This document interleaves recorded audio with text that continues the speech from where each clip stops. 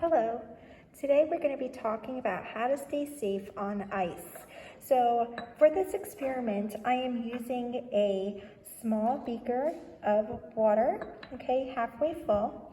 I have one little pipette. I have one little Granberry here, and I have a beaker, that 400 milliliter beaker that is filled with 300 milliliters, and I just put some toilet paper on the top of this and just wrapped it around with the rubber band so that way this represents the ice.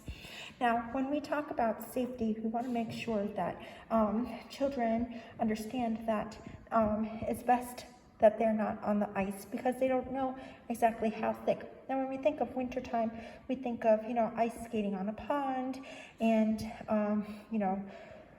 playing ice hockey or just skating around. And at that point, if the temperatures allow, it's going to freeze solid, or solid enough that nobody's going to fall through. But in this case, we want to show how how a little person, we're going to use our bear as a model on how we can stay safe. So if we were to, say for example, place our bear on the ice, well, it's safe enough to stay on the ice, right? Because the ice is not thawed out, right? It's pretty solid, so we're able to do our skating around or whatever it is that we want. But the weather's starting to warm up, so I'm just taking some water here.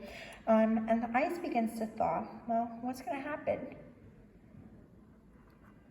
Well, that poor teddy bear, that poor little person is going to end up falling into our beaker, right, into the ice. And that's a very dangerous thing to happen, right? We don't want to fall to the ice. And that's one of the dangers. So we have to make sure to keep safe, especially with wintertime approaching, ice skating, ice hockey. Want to make sure that everybody is safe around ice, and making sure that we are always asking an adult if it's okay to be on ice, and that we're never really playing around a water area if we're not sure about whether water is frozen or not, because we definitely don't want to fall through.